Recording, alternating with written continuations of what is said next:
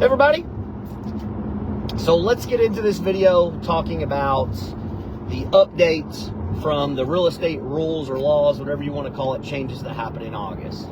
So it's been about 3 months, August, September, October, November, almost about 3 months since the change. So I want to kind of give an update of kind of what we thought was going to happen, what has happened, pros, cons.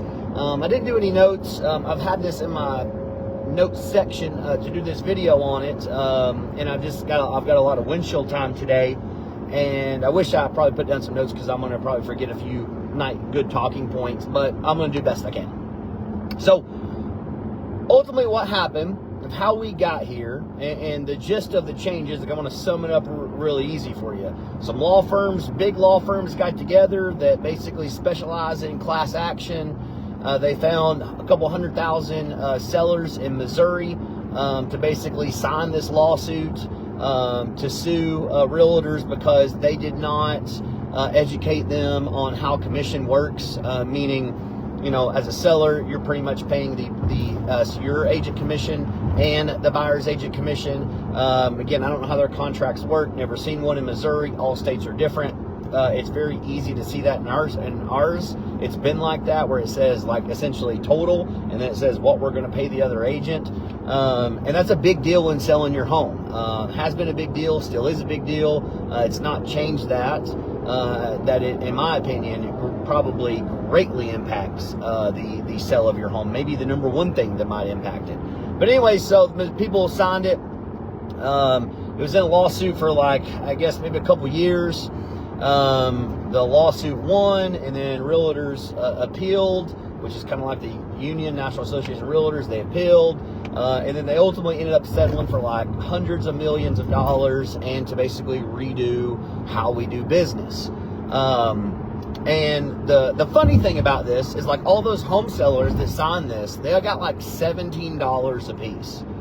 I mean, crazy. It's just the amount of money that they got, and then these, of course, law firms got hundreds of millions of dollars. Shocker, right? These attorneys kind of screwing everybody, because what it's done, and that's when we get into this video, is it's really put people in a position to be screwed up front, because the shady people in this industry can use this lawsuit as basically a means to have scripts and sales processes and how to overcome these objections by using this lawsuit to make it seem like it's no big deal and this is how business practices are done. But I'm going to kind of lay it out for one, what we're doing, how we're doing it, and then what to watch for with the shadiness that does go on in this industry. So here's basically what happened. Was it came out and said, hey, listen, sellers, you are no longer obligated to pay buyer's agent commission. You've never been obligated to pay buyer's agent commission, at least not in the state of Tennessee. However, that's one of the biggest things you can do to help your home sell, because odds are buyers working with an agent's going to require to get paid. Well, most buyers can't afford to pay their agent in addition, so having a home they can buy that they don't have to pay the thousands, if not tens of thousands, depending on what price point, your agent is a huge, significant win for you as a seller to open it up to all the buyers possible, which is how you get the best offers. But they basically come out and blatantly said that, even though it wasn't a required thing anyways. But all right, they did that. The other thing was essentially upfront agreements before you can even see in a house. So before this, we would go out, we'd meet everybody at any house you want. We didn't do no upfront agreements. Hey, when you wanted to put a contract in, yes, at that point, we'd have to have an agreement to represent you and stuff. But we always, in our contracts, put no pay. We actually put zero for you to pay us. Our pay always came from the listing agent, whatever they paid us. We never really, let's say there's one or two brokerages around here that would post things and not have buyer's agent pay, and we would just educate our people. Hey, listen, these people are not paying us in order to do this. Here's what the extra fee would be. Do you want to move forward or not? And every single time they say nope, on to the next house. Now, this has obviously happened during what is a slow market. How would it be if it was the craziness of 2021? I don't know. maybe the sellers wouldn't be paying buyer's agent's commission, and because it was so, you know, you list a home, you sell it with 10 offers in 5 minutes. But based on, you know, market conditions here, really, I haven't really ran into it where the sellers are refusing to pay. Sometimes they'll say they're open for negotiation. Sometimes they'll say, hey, this is what we're doing. But it's not really been like a thing to where it's like a buyer really wanted the contract, it's prevented from happening. It's not happened to us yet. I really thought it would. I had thoughts and plans and, hey, this is what we're going to do when the rules changed.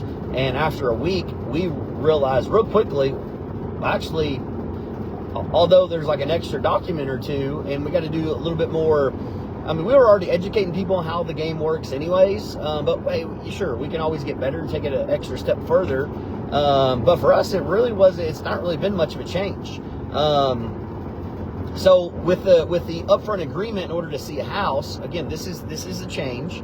A lot of the shady teams and brokerages and agents, what they're doing is they're going out with buyer contracts. They're for the most part tying you in to a 6-month agreement, or a year, or however many months. It's whatever date you guys agree upon. There is no standard thing. I would say if you like what most people have always done is a 6-month agreement, but again, it's not.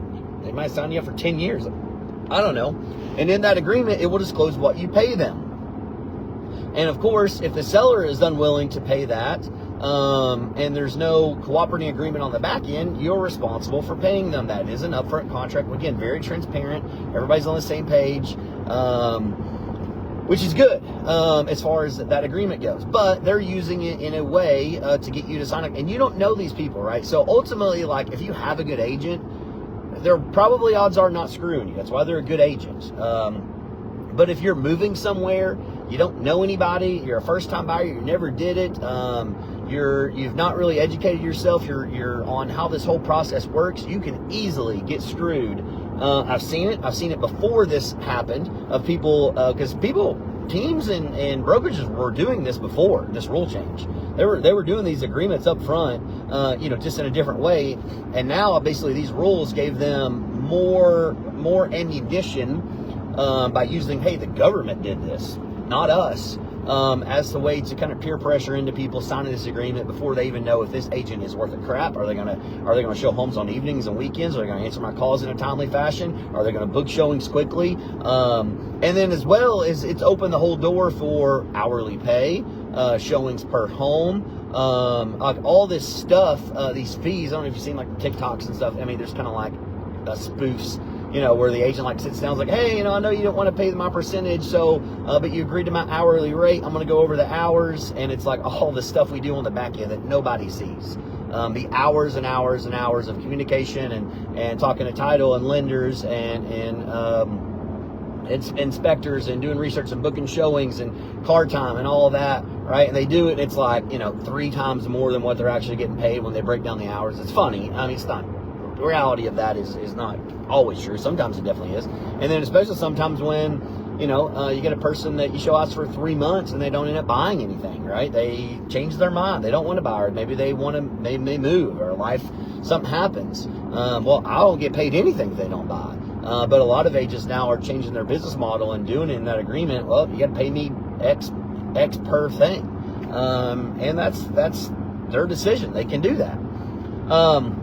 But what we do, and again, it's a little more annoying for us, because, in order we walk up to a stranger, right, and we have a lot of partnerships, right? Zillow partners with us on many different levels. Realtor.com partners with us on many different levels. Redfin partners with us on many different levels. Dave Ramsey partners with us on many different levels. Opendoor partners with us on many different levels. We're one of the biggest teams in the state now, as far as volume and transactions go. We're definitely in the top 1%. Of real estate teams in the state, as far as, again, how much volume we do. And so it's very beneficial for the area that we cover, the way we do business, for all these companies to partner with us in different ways to help their people. So when we get calls from any of these and we go out and we meet them, it's a stranger. And I'm like, hey, listen, here, I have this contract for you to sign. Well, we went away from the contract.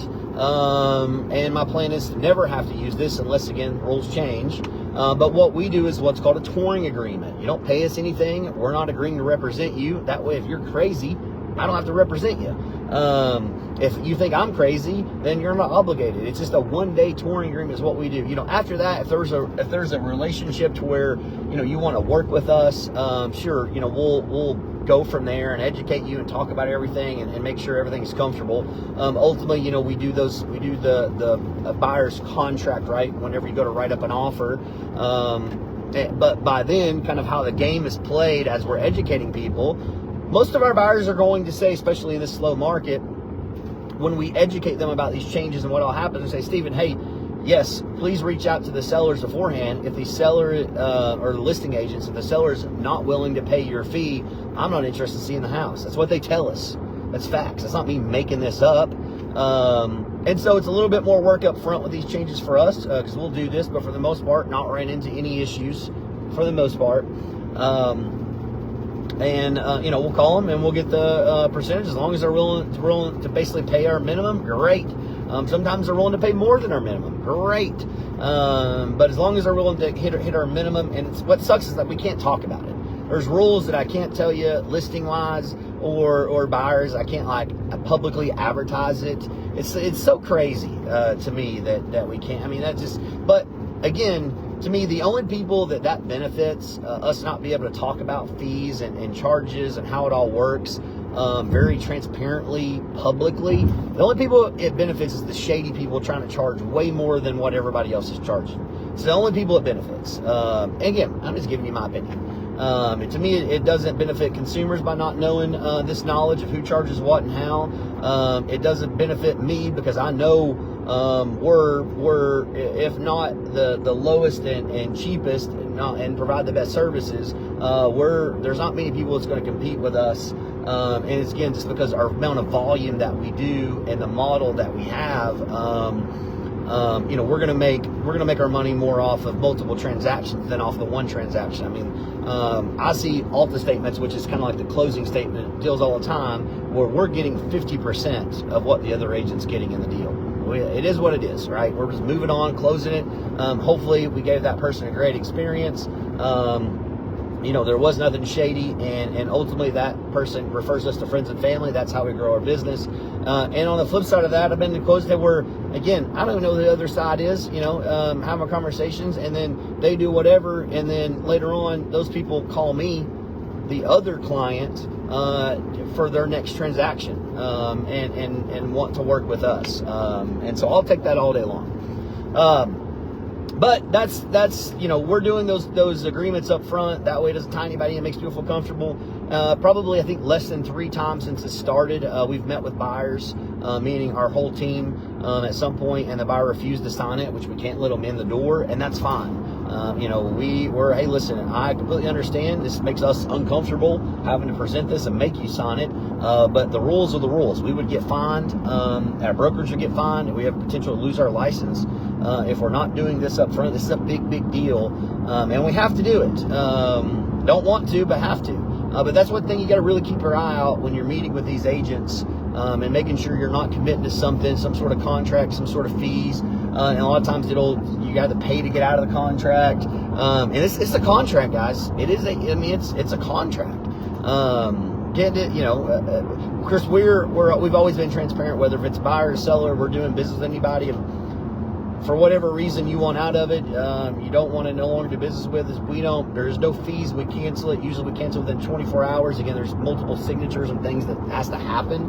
But I don't ask questions. I'm not going to swindle people into being like, oh no, let us, please don't do this. I'm like, hey, listen, totally understand. We'll get it canceled out, no problem. But that's just always the type of business that we've wanted to do. Sellers, it really hasn't impacted sellers, in my opinion. The sellers that we work with, we still educate them throughout of hey, listen, of course, you're not obligated to pay if you do not, right? Let us tell you what our buyers are doing. And for the most part, people understand it. It's how it's been done. They've kind of expected to pay it. And honestly, most people, I'd say 85% of people we meet don't even know the rule changes. Don't even know them. Probably going to lose service here for a second. This is a little area car. It always drops and picks back up in like 10 seconds. But they don't know. Told you, there it went. So it's shocking to me because it's such a big thing, and for the most part, most people in life, have a goal to buy and sell at some point in their life, and you really should educate yourself on these things, especially when you're spending hundreds of thousands of dollars, and this is like a 30-year commitment there. So, ever have questions? This is what I always say, right? I'm not one of those people who's like, oh, if you're ever looking to buy or sell, call me. Everybody says that. I'm not worried about if you're looking to buy or sell. I want to educate people. If you ever have questions, your cousin's mom's friend was a real estate agent 9 years ago, and they're giving you this weird advice. I hear it all the time. Call me, text me, message me, and say, Steven, how does this actually work? Does this make sense? I'll let you know. And I'm always happy to answer questions. Again, I'm not always saying that my opinion is right. That's kind of the cool thing about real estate is a lot of stuff does ride in the gray area because it's a negotiation, and you have multiple things involved with multiple scenarios and factors. But that's what makes it cool. So holler if you got questions.